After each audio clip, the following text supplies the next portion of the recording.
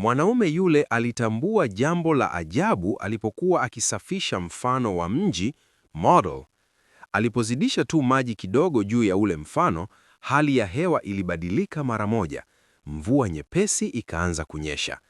Ugunduzi huo ulikuwa jambo kubwa na la kutisha. Akageukia mfano wa mji mzima, na aliponyunyiza maji zaidi, mvua halisi nje ilianza kunyesha kwa nguvu sana. Wakazi waliokuwa wakitembea nje waliloa kabisa kwa mvua nzito. Anga ambalo awali lilikuwa na jua sasa lilijaa radi na umeme.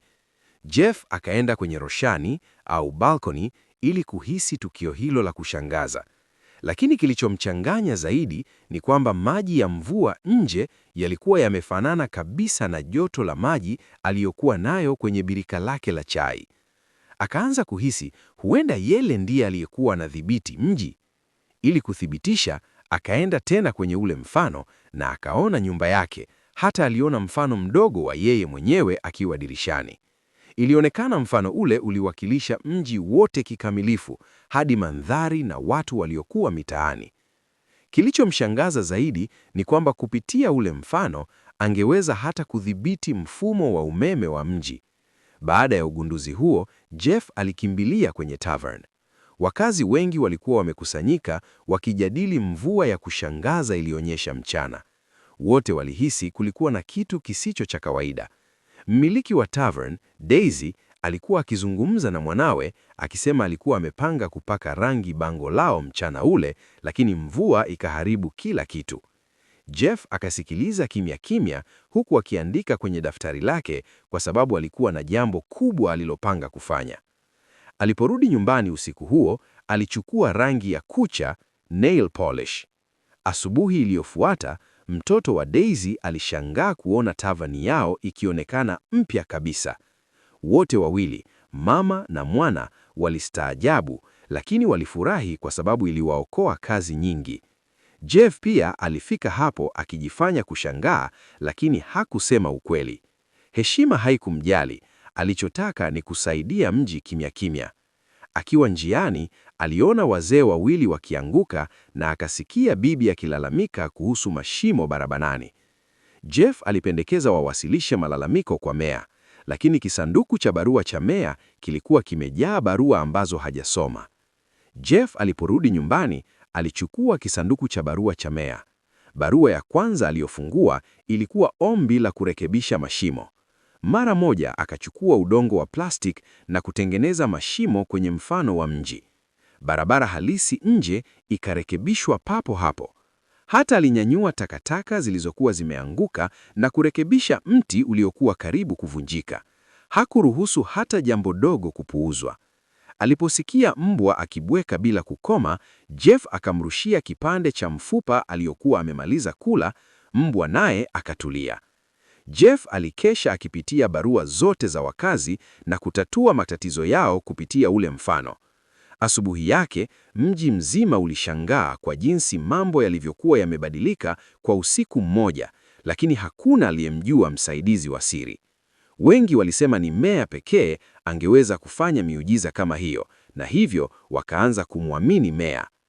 Lakini meya akachukua sifa zote bila haya. Akamwambia Daisy alipee gharama ya kupaka rangi ukuta wa tavern. Daisy hakumwamini meya, na meya alipokosa faida yoyote, akaacha tu swala hilo. Jeff aliyokuwa hapo alikasirika sana. Alikuwa amejitolea sana huku meya mjanja akivaa taji lake. Njiani alipitia supermarket, wakaona wafanyakazi wakisema yote yalifanywa na meya, hasa kwa sababu uchaguzi ulikuwa unakaribia. Uso wa Jeff ukabadilika ghafla. Kwa sababu si muda mrefu uliopita, mke wa Jeff ndiye aliyekuwa meya kabla ya kufaa kwenye ajali. Na meya aliyeyupo sasa ndiye aliyechukua nafasi yake. Jeff akitazama picha ya mkewe, akaamua lazima afanye jambo kwa ajili ya mji. Lakini kwanza amfunze meya adabu. Akachukua jiwe dogo likaanguka juu ya mfano wa gari jekundu la meya. Kesho yake, gari la meya lilikutwa limeharibika vibaya. Akapata wazo lingine. Akaweka buibui mdogo juu ya mfano wa mji, na wakati huo huo, meya aliyekuwa akitembea akaona buibui mkubwa mbele yake. Aliogopa sana. Bahati nzuri, Jeff aliutoa kwa wakati ili meya hasidhurike. Siku iliyofuata, meya aliwaambia watu kuhusu buibui mkubwa, lakini hakuna aliyemwamini. Jeff akatabasamu pembeni. Sasa Jeff alipata muda wa kuusimamia mji vizuri. Aliunda bango jipya na alipoweka mfano wake kwenye mfano wa mji, biashara katika mji zilianza kupaa tena. Hata tavern ilianza kupata wateja wengi. Jeff aliangalia kimya kimya na akafurahia ustawi huo.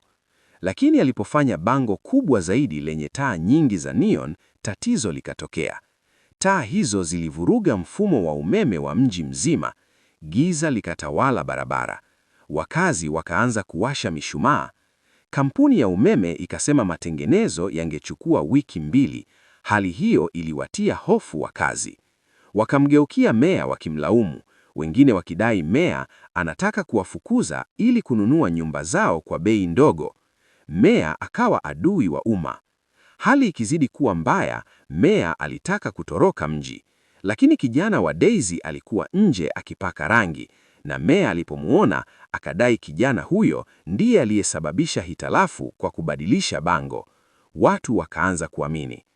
Hapo Jeff akaamua kusema ukweli. Aliwaambia kuwa yeye ndiye aliyegundua mfano huo wa ajabu na amekuwa akiutumia kuubadilisha mji. Alisema nia yake ilikuwa njema, lakini matokeo yakawa